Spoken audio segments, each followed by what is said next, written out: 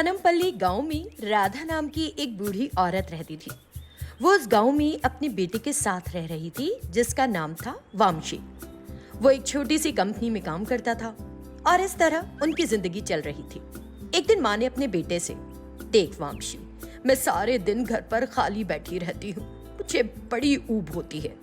अगर मैं भी काम करूँ तो इससे हमारी आमदनी भी बढ़ेगी और शाम तक मैं व्यस्त रहूंगी, मेरा समय अच्छा बीतेगा रे। सोच। राधा के ऐसे कहने पर वामशी बोला, माँ, मुझे आपको कितनी बार बताना होगा, पिता के जाने के बाद आपने कितनी मेहनत करके मेरा पालन पोषण किया है। मैं बिल्कुल नहीं चाहता कि आप कुछ भी करें, काम छोटा हो या बड़ा, लेकिन मैं कर रहा हूँ ना, और पैसे भी कमा रहा हूँ। मैं तुम्हारा ख्याल रखता हूँ ना, इस उम्र में काम नहीं करने दूंगा तुम्हें।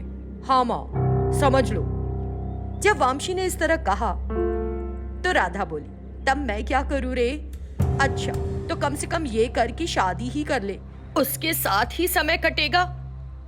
जब उसने ऐसा कहा तो बेटे ने जवाब दिया, तो ये बात है, ये माएं कितनी चतुराई से बात करती हैं ईश्वर, छोटी सी बात को कहां से कहां ले जाती हैं। हाँ, राधा के वामशी से शादी करने की बात से वामशी समझ गया था। हाँ तो और क्या, बेटा शादी की उम्र का हो जाए तो माँ की जिम्मेदारी बनती है कि उसकी शादी करा दे।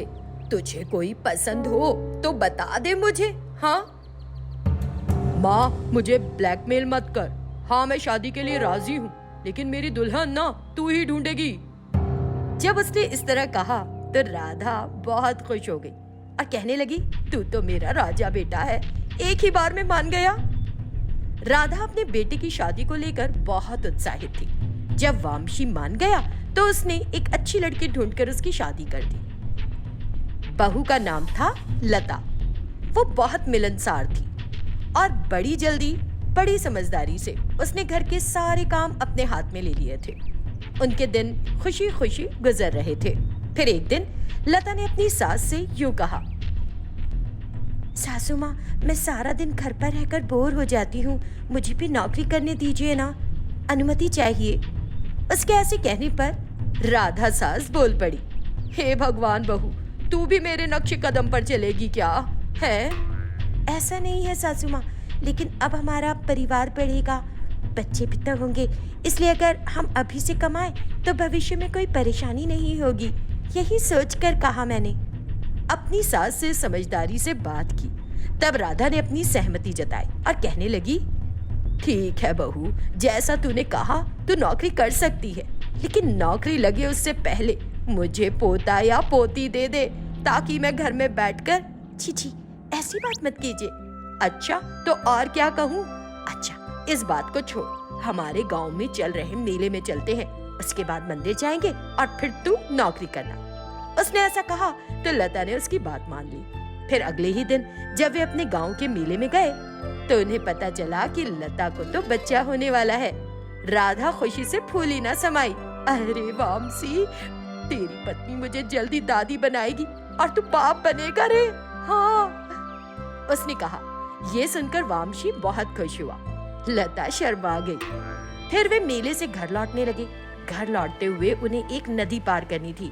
वे एक नाव में चढ़ गए, लेकिन अचानक नाव का संतुलन बिगड़ गया।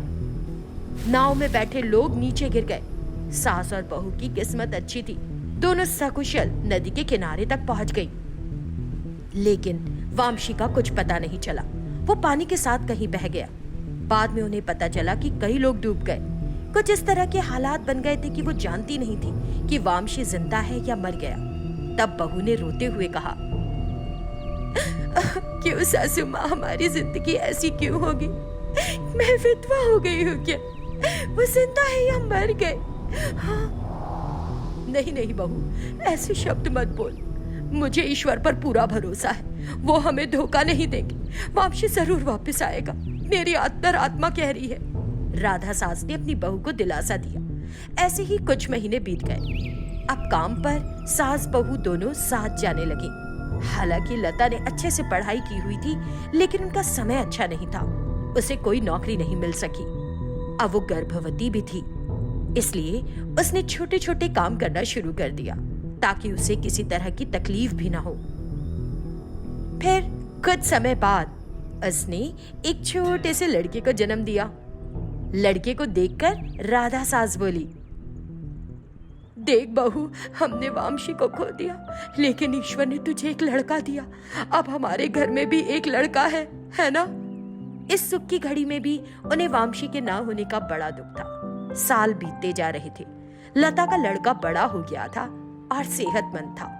ऐसे ही एक दिन एक कार उनके घर के सामने आकर खड़ी हो गई। जब उन्होंने देखा तो कार से एक बड़ा हुष्ट पुष्ट व्यक्ति बाहर निकला। वो और कोई नहीं, वामशी था। उसे देखकर राधा और लता ने उसे गले लगा लिया और रोने लगी। तब राधा ने कहा, अरे बाबू, कैसा है? इतने साल कहाँ था? बहू ने रो रो कर अपना हाल बुरा कर लिया था रे। उसने कितना संघर्ष किया। तेरा एक बेटा भी है बेटा, उसने कहा और उसके बेटे को दिखाया। जब उसने उनके चेहरे पर खुशी देखी तो उन्हें बताया, उस दिन मैं पानी में बह निकला था। एक बुजुर्ग ने मुझे बचा लिया। फिर उन्होंने मुझे अपने साथ रहने के लिए जगह भी दी। इतने सालों तक मुझे उनके साथ रहना पड़ा क्योंकि मुझे आने नहीं दे रहे थे। उनकी मौत हो गई। मृत्यु से पहले उन्होंने अपनी सारी संपत्ति मेरे नाम लिख दी। उसने उन्हें सारी बात बताई। तब मिली हुई संपत्ति से वे सब मिलकर खुशी खुशी आराम से रहने लगे। रावुलापल्ली में रहने वाली जानकी और स्वप्ना सास और बहू थी। सास बहुत समझदार थी, लेकिन बहू बड़ी नासमझ। लेकिन उसे लगता यही था कि वो बहुत समझदार है। उसे ये भी नहीं पता था कि उसकी नासमझी से कितने कितने बड़े नुकसान हो जाते हैं। वो अपने साथ साथ सबको उलझन में डाल देती थी और फिर सास उसे डांट लगाती थी। संक्षेप में साधारण सी बात को भी वो बड़ा मुद्दा बना देती थी और इस तरह उनका जीवन चल रहा था। एक दिन सवेरे सास उठी तो बहू भी उठकर उसके पास आ गई। अरे बहू, आज त्योहार है और घर घर के सामने सुंदर रंगोली डली है, लेकिन तुमने घर के सामने अभी तक कुछ नहीं किया है, उसने कहा। ये सुनकर बहू बोली, तो क्या हुआ, मैं भी अपने घर के आंगन को चमका दूंगी, आप बस बैठकर देखते जाओ। कोई भी आलतू फालतू काम मत करना, समझ गई? आप हमेशा मुझसे इसी तरह से बात करती हो। मैं अपनी पूरी समझदारी से काम करूंगी, आप देखो। सो वो बाहर जाकर खड़ी हो गई और दूसरों की रंगोली देखने लगी। जैसे कि मेरी सास ने कहा है, सबका आंगन चमक रहा है, अब मैं कैसे चमकाऊं? जब वो इस बारे में सोच रही थी तो उसे एक मूर्खतापूर्ण विचार आया। हाँ, गाय के गोबर की जगह अगर मैं तेल और पानी मिलाकर डालूं तो ये तेज धूप में चमक उठेगा। तब तो मेरी सास निश्चित रूप से मेरी तारीफ करते थकेगी नहीं। तब उसने उस जगह पर पानी डालकर किचन से तेल का कैन उठाया और बाहर जाने लगी। ये देखकर सास जानकी, ये तेल का कैन कहाँ लेकर जा रही हो? बस कुछ देर शांति से रुकिए, मैं बता दूंगी। वो कंटेनर लेकर बाहर निकल गई तो सास जानकी सोचने लगी, अरे ये बहू ये तेल का डिब्बा बाहर क्यों लेकर गई है, पता नहीं क्या करेगी। उधर स्वप्ना कैन से ऑयल निकालकर पानी पर छिड़कने लगी। सास जानकी ने सोचा कि बाहर जाकर देखती हूँ। अरे बहू, ये तेल लेकर बाहर क्यों आ गई हो? वो उस जगह उतर आई और क्या था, बस फिसल कर गिर पड़ी। उसे गिरा देखकर स्वप्ना, अरे रे, क्या हो गया आपको? मैं आती हूँ, वहीं रुकिए। स्वप्ना अपनी सास की मदद के लिए गई तो वो भी फिसल गई और अपनी सास पर ही गिर पड़ी। अरे मैं मर गई। अरे स्वप्ना, अब तो पहले से भी ज्यादा दर्द हो रहा है। आई माँ, ऐसे गिर पड़ी जैसे कोई भैंस गिर पड़ी हो। उठ और मुझे भी उठा, जल्दी कर, उसने उसे डांटा। स्वप्ना ने उठकर अपनी सास को उठा लिया और दोनों धीरे धीरे करके अंदर चली गई। तुमने क्या किया? क्या तुमने पानी में तेल मिलाकर छिड़क दिया? हाँ, यही किया था। ये सुनकर उसकी सास चौंक गई। अरे पागल हो क्या कोई तेल मिला हुआ पानी छिड़केगा?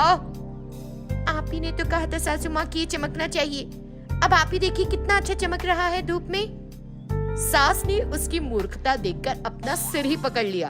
तुम्हें काम देना मेरी मूर्खता है, और जब मैंने तुमसे कहा कि इसे चमकाना है तो मतलब ये था कि घर के सामने अच्छी रंगोली डालना, ना के सामने तेल छिड़कना और दूसरे का सिर तोड़ देना।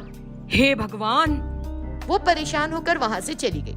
फिर स्वप्ना सोचने लगी, सासू माँ ने जो कहा मैंने वही तो किया, तब भी डांट रही हैं। सब सास लोग ऐसी होती हैं। उसने सोचा। ऐसे ही कुछ और दिन बीत गए। एक दिन जब स्वप्ना अखबार पढ़ रही थी तो उसे डिस्काउंट ऑफर दिखा। वो तुरंत अपनी सास के पास दौड़ी। सासू माँ, एक नया शॉपिंग मॉल खुला है आज और 50% डिस्काउंट चल रहा है, चलो ना, हम लोग चलेंगे।